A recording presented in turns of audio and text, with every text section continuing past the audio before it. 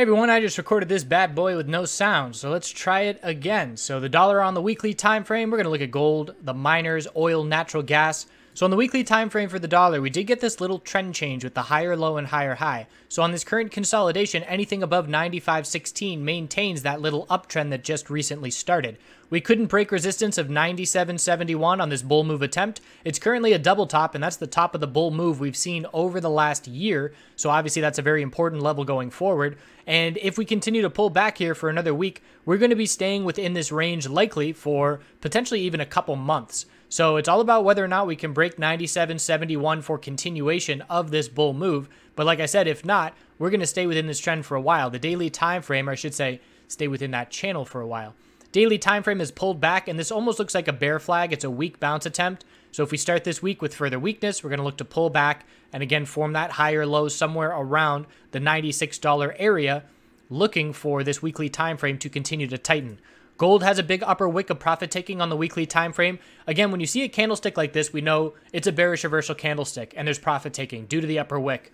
But we need to know the details because there's two different scenarios that could be the exact same candlestick. The daily time frame could have just lost the uptrend, or the daily uptrend can be intact. The same weekly candlestick can have those two scenarios hidden within it, and that's why we have to zoom in to find those more details and see that the gold bulls still do have the clear daily uptrend. Anything above 1302 will keep it that way. This daily inside bar from Friday, if it breaks bearish Sunday night into Monday, we're going to look to continue pulling back, looking for the higher low compared to 1302. And if it breaks bullish, we're going to say, all right, our new daily higher low is established at 1320.55, and we're looking back up at the 1346.61 resistance level that the bulls topped out at.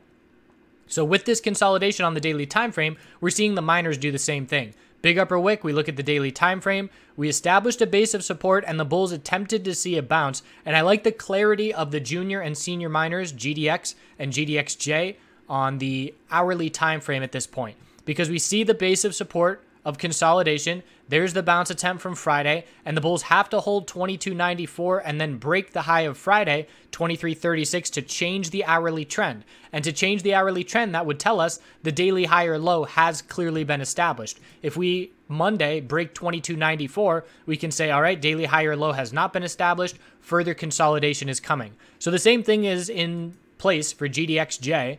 Big upper wick on the weekly, daily time frame, hit a base of support, the hourly bounce took place, and we're looking to pull back and try and form a higher low compared to 33.52 and then break 34.35 to try and change that hourly trend to give us the daily higher low.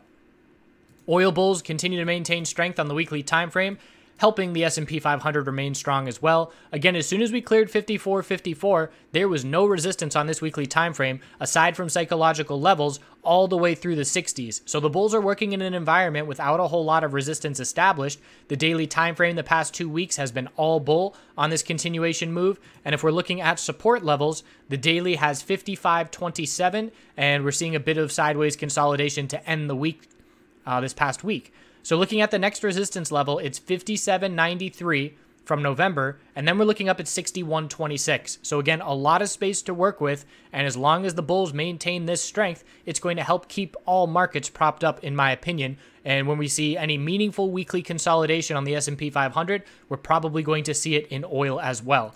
Natural gas still watching the tightening weekly pattern as the bulls attempt to build a base of support.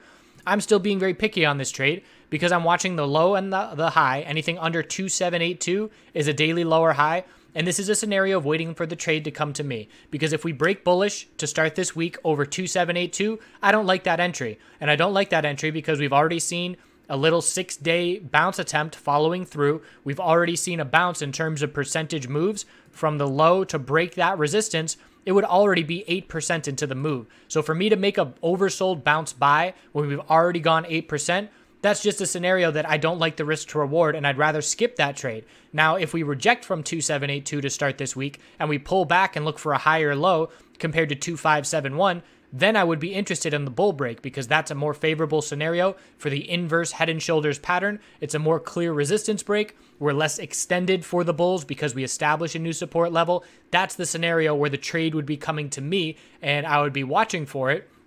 And of course, the third scenario is we reject and then drop down to lower lows, in which instance I back way off and remain patient again. So interested in the natural gas bounce trade, and I would play UGAS for that. And I would probably only day trade it because I do not like holding these commodities overnight because my hands are tied. If you're going to be trading commodities and swinging them, you want to be using futures to allow you to enter and exit as the market trades. So that's where we stand as we head into this coming week. We'll continue to check back in. I hope you have a great rest of your Sunday, and we'll see you soon.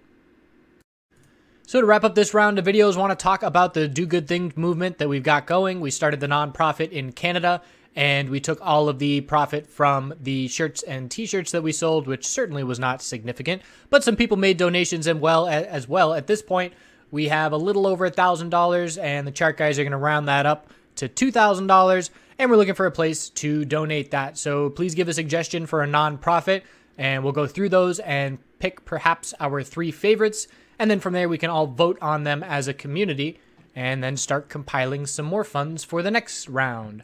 Appreciate it, and have a good day.